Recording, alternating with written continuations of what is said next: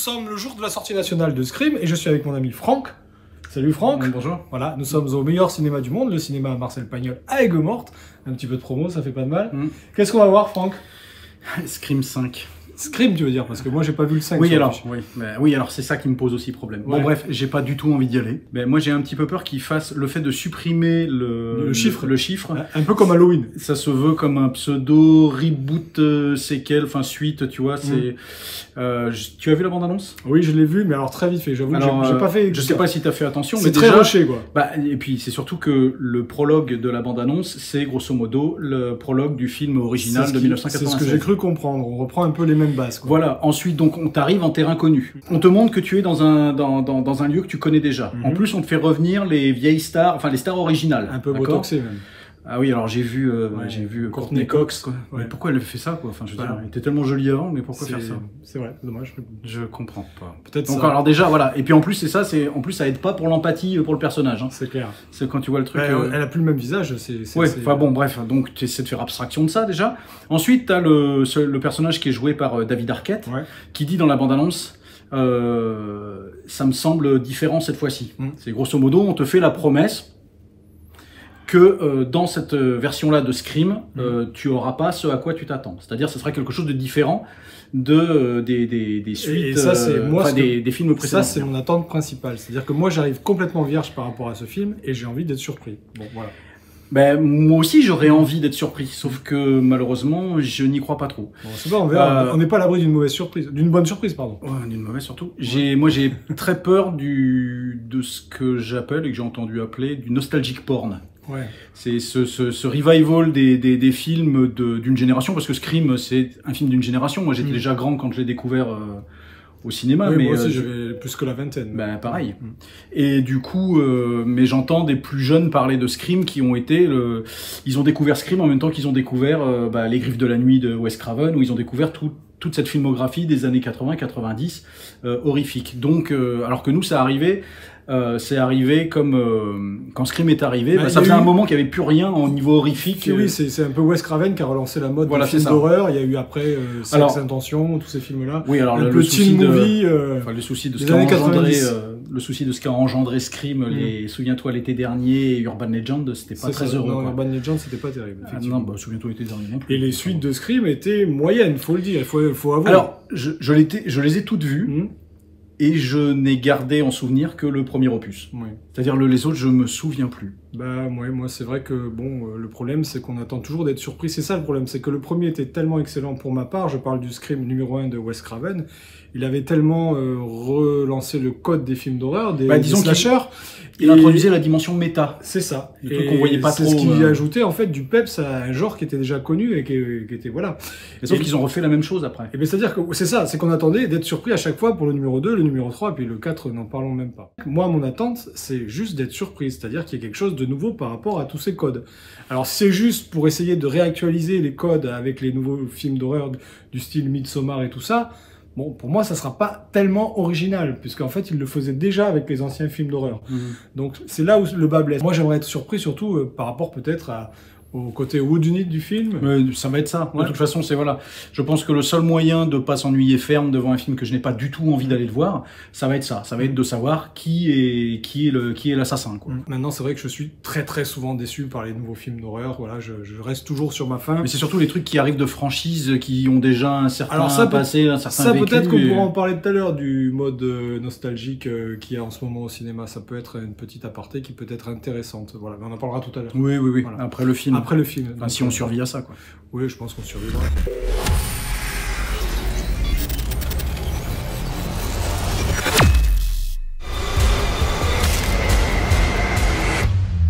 Bonsoir, Sidney. C'est un honneur. Donc... Scream Scream numéro 5 qui s'appelle Scream. Non, il s'appelle Scream. Il y a une raison à ça et c'est expliqué très clairement dans le film. Je vais te poser une question, Tom. Oui, je t'écoute. Scream, pourquoi faire? Scream, tu veux dire le film, pourquoi faire? Oui, ce qu'on vient de voir là. Pourquoi faire en fait? À mon avis, à part pour passer 2 petites heures à essayer de te faire peur, à essayer, ou il y a certaines personnes peut-être sur lesquelles ça agit, je vois pas beaucoup l'intérêt de cet opus, à vrai dire. Voilà, parce que bon, il n'y a pas grand-chose de nouveau. Non. Enfin, disons que le seul truc qu'il y a de nouveau dans ce film, je dirais, c'est plutôt le pseudo-message qu'il essaie de faire passer sur, si tu veux, l'industrie hollywoodienne du moment, avec son côté méta. Seulement, c'est tellement, je veux dire, court dans le film, c'est un peu rushé, je dirais. C'est pas inintéressant, par contre. Il y a quand même quelques pics sur le cinéma d'aujourd'hui qui sont les bienvenus. Maintenant, je ne serais pas comme les réalisateurs à sacraliser un peu toute cette mode de ces derniers films d'horreur qui, moi, personnellement, ne me touchent pas non plus.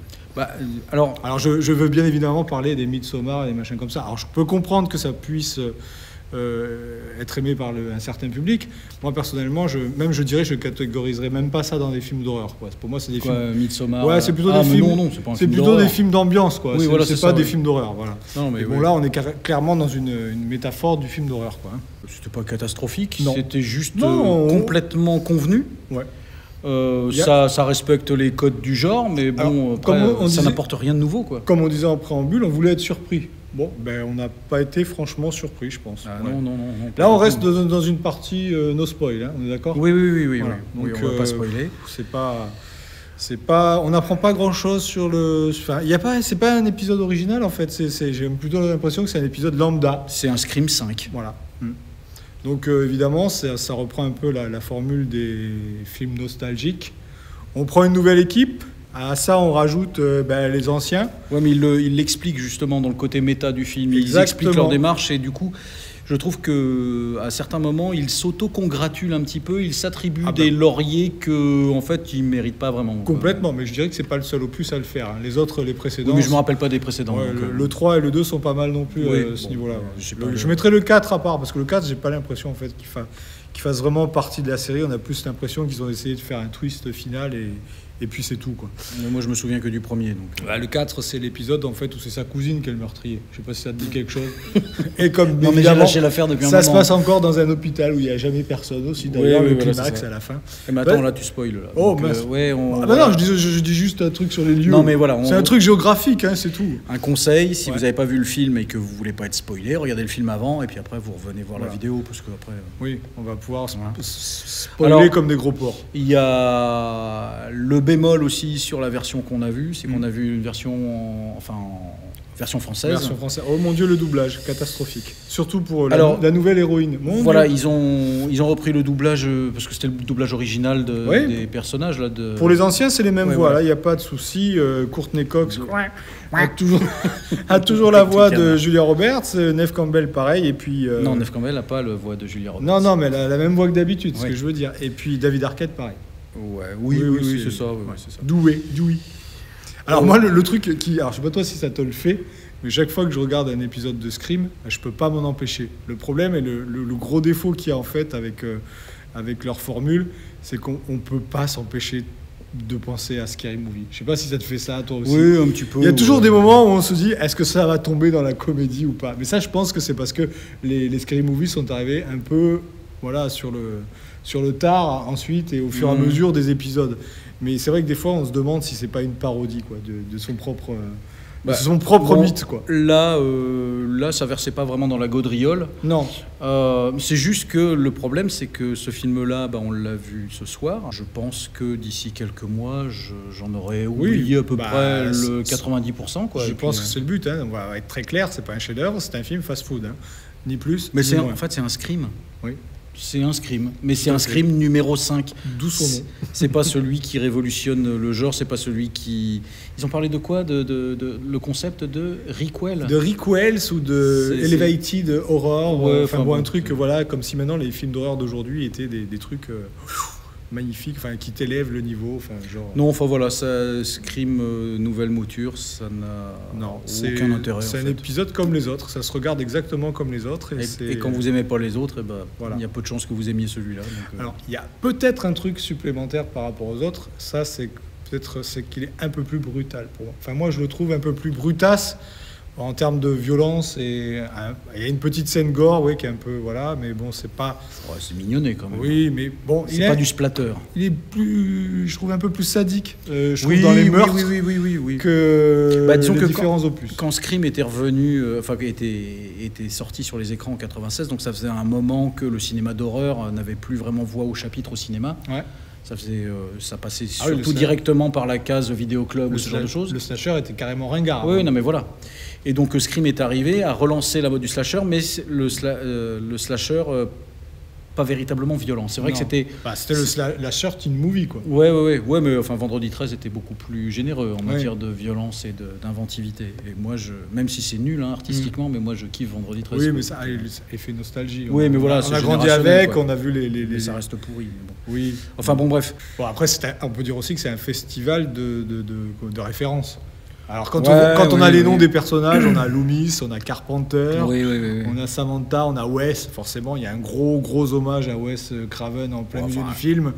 Disons qu'il est un peu pâteau l'hommage, parce qu'on le voit arriver. Voilà, bon, le pour Wes, for Wes. Oui, à la fin. Non, même au milieu, parce que dans la fête, je sais pas si t'as remarqué, la grosse banderole, c'est for Wes. Bon, donc il y est 2 fois dans le film. Mais bon, on sent que c'est aussi... on continue dans les références, dans les hommages, appuyés, voilà. Ouais, références audio aussi, c'est-à-dire qu'ils reprennent des extraits de la bande originale du premier. Ouais, et du deuxième, parce que la musique avait été utilisée, souviens-toi, dans Broken Arrow. Oui, exactement. De Hans Zimmer, et qui est réutilisé en fait pour le thème de Dewey à la fin. Ouais. Non, pas à la fin, au début, quand on le voit. Oui, mais enfin, dans plusieurs opus, en fait, il est utilisé. Et c'est Brian Tyler qui se colle à la musique, donc c'est plus Marco Beltrami qui était le... Alors je sais pas s'il a je sais qu'il a composé la musique du 1 et du 2, est-ce que c'est le cas pour le 3 et le 4, je sais pas. Je sais pas, je me suis pas trop intéressé sur la musique des Scream, pour moi c'était... si, moi j'ai les BO chez moi du premier et du deuxième. Moi j'ai surtout en mémoire des références à des extraits musicaux, des chansons, et tout ça, un peu comme pour les American Pie. C'était la même période d'ailleurs quand tout ça s'est sorti. C'était un peu le style de teen movie, on mettait des morceaux récents de pop rock, quoi. Ça reste un peu ancré dans la saga. Voilà. Bon, il y en a moins dans celui-ci par contre, enfin de morceaux. Ça dure 2 heures de trop. Non, mais bon. Moi, à un moment donné, je me demandais si toi, tu avais peur pendant le film. Tu étais là. Oui, non, si tu te faisais chier, grave. Je trouvais un peu des deux. Mais en même temps, il y a quand même une petite tension même à la fin. Même si on trouve ça naze, il y a quand même le côté, on se dit, mais où ça va déboucher quand même. Le jeu avec les portes de frigo, les portes de placard, les portes, machin. Les réals, ils adorent. On ouvre la porte, il y a le plan de la personne devant la porte, et puis quand il referme, alors on s'attend à ce qu'il y ait quelqu'un derrière ou pas. Le truc qu'on a vu 3 milliards de fois dans les films. Mais oui, c'est... Enfin bon, après... Le plan classique où vous êtes devant la vitre de la salle de bain, vous ouvrez... Je trouve que même le côté méta qui est apporté... sur l'auto justification de leurs actes par rapport à une dimension ou du film lui-même. Oui, mais c'est ça. Je trouvais ça assez pas fin du tout. Ah non, c'est pas tout. Puis c'est rocher. On sent que les gars, ils sont pas à l'aise avec leur sujet. Enfin, à la justification en fait de cet opus, ils sont pas à l'aise avec ça parce que c'est balancé en plein vers la fin en 3e acte et ça va très très vite. Ouais, si, ils en parlent quand même aussi au début, mais c'est surtout effectivement cette autocongratulation pour ne pas faire un Scream 5, mais faire un Scream. Et en fait, alors est-ce que ça se veut le point de départ d'une nouvelle franchise pour relancer la machine? Ça pourrait, mais alors là, franchement, j'ai envie de vous dire... moi, en plus, déjà, l'actrice principale, elle porte pas bien le film. C'est vrai que le début, on a du mal à rentrer parce que les acteurs, franchement, il faut vous le dire tout de suite, la jeune génération, je vais encore passer pour le vieux de service, j'accroche pas du tout leur histoire, on s'en tape. Ils pourraient crever dès le départ, on s'en fout complètement. Il n'y a aucun relief en fait. Il y a pas, t'as aucune empathie pour les personnages. Tu recommences à re-rentrer en fait dans le film dès qu'il y a Dewey qui arrive et les anciens. Quoi. Encore. Je suis désolé, mais dès lors que tu en as quelque chose à faire. Voilà, et même eux, je trouve qu'ils n'arrivent même pas non plus à susciter l'empathie. Voilà. Ce que je veux dire, c'est qu'il y a même des scènes qui se veulent émotionnellement chargées. Ouais. Ça tombe à plat, quoi. Oui, je sais pas, moi j'ai pas versé ma petite larme. Oui, quand Coin meurt. Non, mais quand n'importe qui meurt ou quand c'est. Et puis c'est pareil, cette histoire, le passé, machin, avec son père qui se révèle être. Alors est-ce qu'on spoil ou pas? On va commencer à rentrer dans une parce que là on va tourner un peu en rond par rapport à. Voilà, mais en fait peut-être qu'on devrait faire un peu le pitch de celui-ci, enfin vite fait quoi. Grosso modo, il y a un nouveau tueur à Woodsboro. qui implique une bande de jeunes. Et dont la fille du tueur du premier. Voilà, enfin, Billy Loomis qui revient d'ailleurs. Ouais, alors de-aging ou pas de-aging, c'est de-aging, ça c'est sûr, parce que le gars il est. Je sais pas, c'est du fond de teint en tout cas. Oui, on voit qu'il y a un petit truc, mais c'est pas si mal fait. C'est pas si mal fait. Mais on y croit. C'est l'Uncanny Valley, tu sais, l'inquiétante et l'étrange étrangeté, là, où c'est l'inquiétante étrangeté, je sais plus. Ça fait. C'est un peu comme quand on fait revenir Yann Solo dans un Star Wars, on a Billy Loomis qui revient dans un Scream. Ça fait un peu cet effet-là, quoi. Tu dis Yann Solo, toi? Moi je dis Yann Solo. Ouais, mais moi je suis de la vieille école. J'ai grandi avec Chic Tabac. Et Yann Solo, donc la guerre des étoiles, quoi. Pas Star Wars. Parce qu'avant d'être Star Wars, ça a été la guerre des étoiles. La guerre des étoiles, exactement. Voilà, donc il y a le retour des anciens, et c'est franchement ce qu'il y a de mieux dans le film, même si ça fait pas tout. Bon, enfin moi c'est ce que j'ai préféré, exactement. J'avais presque envie que tous les jeunes du début se fassent massacrer, ce qui c'est quasiment le cas. Ils sont mais alors, est-ce que tu as une nostalgie par rapport au premier, justement? Oui, moi le premier, j'aime bien le premier. J'aime beaucoup le premier. Les autres, je les ai trouvés très moyens, mais j'avais quand même envie et espoir que ça m'amène sur que... Le 3 est meilleur que le deuxième, je trouve. Enfin, moi, perso. Je me rappelle plus. Le deuxième est trop méta, et puis ça part un peu trop en vrille, là, avec Timothy Olyphant et la maman de Billy Loomis, où le climax sur la scène de théâtre. Bref. Je me rappelle plus. La parabole était un peu facile. Bon, après, c'est pas déplaisant. Pour moi, c'est des films, comme je disais au début, en préambule, c'est des rides, quoi. C'est les montagnes russes. Bon, après... C'est plat, hein, comme oui, c'est plat, mais bon, on espère Jusqu'en Enfer de Sam Raimi était autrement... Avec la chèvre. Avec la chèvre, notamment. Avec la chèvre de Sam Raimi. Mais voilà, Jusqu'en Enfer était... Oui, ça, c'était un vrai je suis d'accord. Bon, ça, c'était le truc pour les petits, quoi. Mais moi, je prends ça comme... Mais c'est ça, comme tu le dis, tu l'as résumé, c'est teen movie. Voilà, c'est du teen movie. Ouais, mais après, j'ai peut-être mon côté teen qui se fait avoir. Non, mais enfin, pas exigeant, quand même, parce que... Oui, je veux dire, c'est une soupe qu'on nous a resservie. Oui, c'est une soupe. Alors si, c'est pour ceux qui aiment ce genre de soupe-là, effectivement, ça peut... c'est comme on disait, c'est un McDo. Voilà, c'est comme si tu vas revoir un McDo, bouffer un McDo. Tu vas pas manger un truc génial, mais bon, voilà, tu vas passer un moment. Oui, tu sais à quoi t'attendre. En même temps, t'es pas surpris. Un moment agréable, sans plus. Et je dirais même, c'est tout ce qui résume cet épisode. Voilà. Alors peut-être qu'on peut parler du pourquoi le Scream sans numéro. Agréable. Agréable, ouais. Mais si j'étais avec toi, on a regardé, on s'est bien marré quand même. Ouais. Voilà. Mais alors là, on fait référence à Courtney Cox, qu'on aime beaucoup, par ailleurs. Avec sa petite bouche de canard. C'est vrai que Courtney Cox a un petit problème de bec. Mais bon, moi je l'aime bien, Courtney Cox. Du coup, en termes de... Rappelle-toi, la première fois qu'on l'a vu, c'était tu te rappelles la série Les Misfits? Ouais. Les Misfits de la science. Alors le titre original, c'était... Les Misfits de la science. Non, le titre français. Oui, mais le titre français, c'était pas Misfits. Ah, les vieux, on dirait les deux vieux du Muppet Show. Non, c'était pas Misfits, c'était... Ah, je sais plus. Bon, bref, on coupera. Enfin, il y avait aussi le fait que pour moi, Courtney Cox restera éternellement... on va te mettre un petit extrait de 3 secondes. Mais ouais, il y avait Cocoon aussi. Cocoon, et puis quand elle est venue monter sur scène, danser avec Bruce Springsteen. C'est là que d'ailleurs...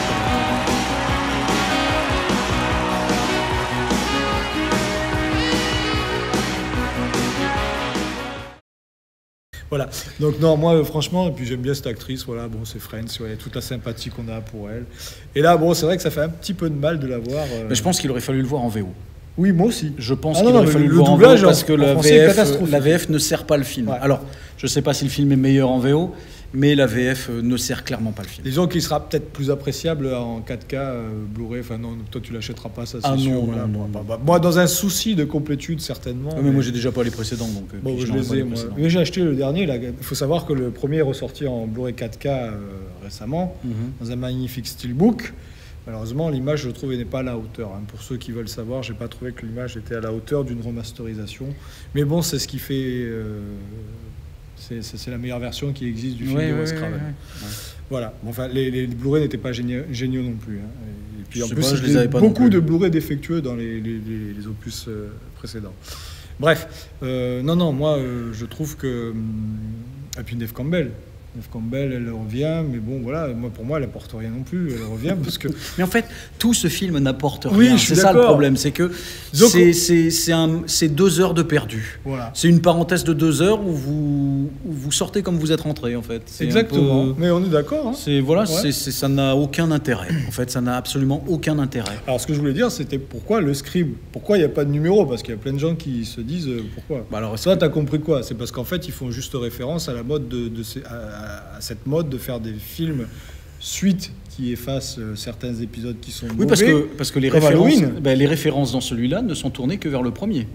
Oui, tout à fait. Oui, on parle pas du deuxième, ni quasiment pas d'ailleurs. Des personnages, des autres personnages. Enfin, ils font juste allusion qu'il y a toujours eu à une date anniversaire les Gugus tous les 10 ans, il y a un Ghostface qui réapparaît. Ouais, sauf que il n'y a pas 10 ans entre chaque épisode. Bah là, oui, parce que le dernier, je crois qu'il y a 11 ans. Hein, oui, le dernier est sorti il y a 11 ans et le premier est sorti il y a 25 ans, 26 ans. C'est ça. En 96, donc. D'où la sortie anniversaire du 4K. Ouais. Et puis bon, et ça parle beaucoup d'Halloween. Ça fait des références à la dernière trilogie d'Halloween. Et c'est de là d'où vient le titre, en fait.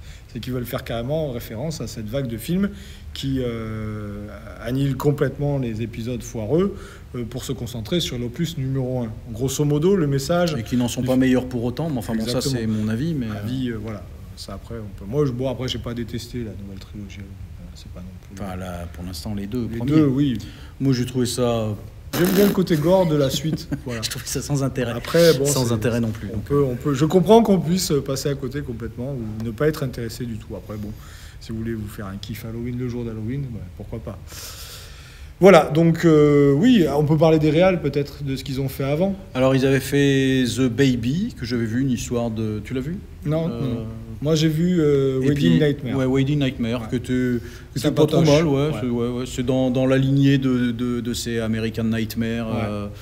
C'était quoi l'autre, là, avec... les gens qui ils ont une tête de cochon, là, ils sont déguisés ils sont dans une baraque aussi enfermés. C'est celui-là. Next, c'était pas Next? Non, Your Next. Oui, Your Next. Il y a ça aussi. Bon bref, oui non, Next c'était avec Nicolas Cage et Julianne Moore, la boucle temporelle. C'est ça, exactement. Après, parler de leur réalisation, elle n'est pas extra. Il y a un joli plan que je t'ai même dit pendant le film, j'aime bien ce plan. Ouais, il y a aussi un travelling compensé au début, à la façon Vertigo, Spielberg, Jaws. Là. D'accord. Oui, enfin bon, après, effectivement... Non, c'est pas une réal de folie, quoi. Là, au niveau de la réal et de technicité, on n'apprend rien. Non, c'est classique. Ça fait une petite... Alors moi, j'ai bien aimé la référence d'un des personnages au début qui parle des films des années 90 avec les spots plein pot sur les personnages et tout ça. Et finalement, quand tu regardes la réalisation de celui-là, il est pareil, c'est fait exactement de la même façon. Donc ils essayent de camoufler le début en faisant des ambiances un peu plus sombres, mais sur la continuité, c'est pas le cas. Déjà, le début, ça cite pratiquement explicitement le début du premier Scream. Ouais. Avec une mise à jour au regard des technologies et de notre façon de consommer l'échange avec son prochain. Le film ne fait que ça, hein. Grosso modo, il apporte des upgrades sur tout. Ouais, mais voilà, sur la façon de vivre des jeunes, sur comme tu dis, la technologie, sur les ambiances woke, tout ça. Bon, Voilà, ils se basent sur leur héritage, puisque les jeunes qui jouent les personnages principaux devaient être enfants quand le premier Scream est sorti. Exactement. Oui. Donc pas né même peut-être pour certains. Ouais, peut-être, je sais pas. Mais oui, là, sûr, certainement. Oui. Ouais. 25 ans. Enfin, toujours est-il que voilà, je pense que c'est générationnel ce truc. Mais tout en restant dans un cadre qui appartient à au premier de la franchise. Ouais, mais du coup, parce que quand tu regardes les décors, c'est quasiment tous les mêmes. Même ceux qui ne sont pas censés être ceux de la première scène du premier, tu as carrément l'impression qu'ils sont dans la même maison. Oui, bien sûr. C'est quasiment voulu, quoi. Oui, c'est ça. Il y a la domotique qui intervient aussi, donc la géolocalisation des portables, il y a le côté LGBT, il y a tous ces trucs-là. Voilà, il manque LGBT entre une afro-américaine et une asiatique sino-américaine. Sino-américaine, voilà. Je sais pas, mais... Donc il y a tout, quoi. Vous avez package, tout. C'est un mélange de slasher, d'euphoria et de tout un tas de trucs. Oui, mais quoi. il est complètement ancré dans son époque. Ah oui, complet, mais dans son époque qui est malade. Oui. En fait, j'ai l'impression qu'on est dans une époque malade au point de vue cinéma. Ah, ça c'est tout à fait clair. C'est pour ça qu'on le film en est parfaitement le reflet. Alors c'est ce qu'on disait tout à l'heure, et c'est ce qu'essaye d'expliquer le film, c'est qu'on essaye de rebooter des sagas où à tout va et finalement il y en a pas beaucoup qui arrivent. Star Wars échoue plus ou moins. Oui, non, mais enfin, de toute voilà. façon, enfin, l'expérience visuelle a quand même démontré que c'était majoritairement négatif quand tu as des suites qui arrivent Oui. 10, 20, 30 ans plus tard, des reboots. Il y a des déceptions préquels, générationnelles, machin. en fait. Excepté, ça je t'en ai parlé tout à l'heure, et c'est ce que je trouve fantastique, ça vaut le coup d'être souligné. Alors, qu'on aime ou qu'on n'aime pas, mais je suis désolé. La saga Karate Kid, moi je suis désolé, Oui. c'est l'exemple qui confirme la règle. La suite, déjà c'est une vraie suite avec Cobra Kai, et je trouve que c'est respectueux et ça fonctionne à plein tube. Et sur les 4 saisons, ce qui est encore plus fort, vous pouvez les voir en ce moment sur Netflix, vous pouvez peut-être même ne pas avoir aimé la trilogie, même quadrilogie de films. La série est extraordinaire et tout à fait respectueuse. Oui, mais en fait, ils ont compris le matériau qu'ils avaient dans les mains et ils en ont fait quelque chose. Exactement. Et ils sont partis dans une direction logique et dans que là, ils refont la même chose. Exactement. Donc ça n'a absolument aucun intérêt. Mais- Donc si vous aimez Scream, revoyez Scream. Allez pas voir Scream. Tout à fait. Scream, L'autre. lequel Bah. Le Scream du... Si vous aimez Scream, Oui. revoyez Scream 1, voilà, et n'allez pas voir Scream 5. Ah, Mais voilà, j'ai mieux c'était- compris. Oui, voilà. mais ils avaient compris. Oui, non, toi mais qui avais pas là, c'est compris. moi qui suis bête. Voilà. Donc, Scream, faisez-en ce que vous voulez. Voilà, après... Allez-y, ouais. viendez le voir. Mais on vous dit pas qui est le tueur. Non, on vous le dit pas. Si, il est sur l'affiche. Ça, tu déconnes. Le tueur est sur l'affiche. Attends, je suis en train de réfléchir. Bon, ben, j'espère que cette petite critique voilà, à chaud, hein, parce que disons que c'est plutôt un avis à chaud qu'une Ah oui, critique. oui, c'est complètement chaud. On va peut-être mûrir le film ou pas du tout. Mais Non. Non, alors moi, ça... C'est déjà moi, parti. ça m'a quoi. donné envie de revoir le premier, mais juste le Ah, premier. bah, moi, non. Bon, ouais, c'est pas grave. Non, moi, non. Et puis voilà, on va vous dire... Non, j'ai envie de me faire à la poursuite d'Octobre Rouge, dis donc, ça fait longtemps que je l'ai pas vu. Ah oui, je vois bien le rapport. Bah, envie de voir un bon Enfin, film. Jack quoi. Ryan, oui, ce sont des bons Non, films. Et c'est une autre saga. Non, c'est un bon film. Oui, mais Non, il y a- les... Ah non, non, si, non, si, moi, je non, suis Danger absolument immédiat, pas d'accord avec toi. Moi, j'ai beaucoup aimé. Non, moi je suis pas. Voilà. Bon, enfin à la bref, poursuite d'Octobre Rouge, ça c'est bien. mérite d'être on n'arrête pas de faire bouger la caméra. Bon, alors. Oui, ça c'est notre, Ah bah, là, tu vas notre truc t'amuser, du film. On va s'amuser. à couper. Non, on va les laisser, moi je dis, on va les laisser. Non, quoi. mais non, monte-les intelligemment. Voilà. Bref, à bientôt. Voilà, à bientôt, au revoir, à la Au revoir. prochaine.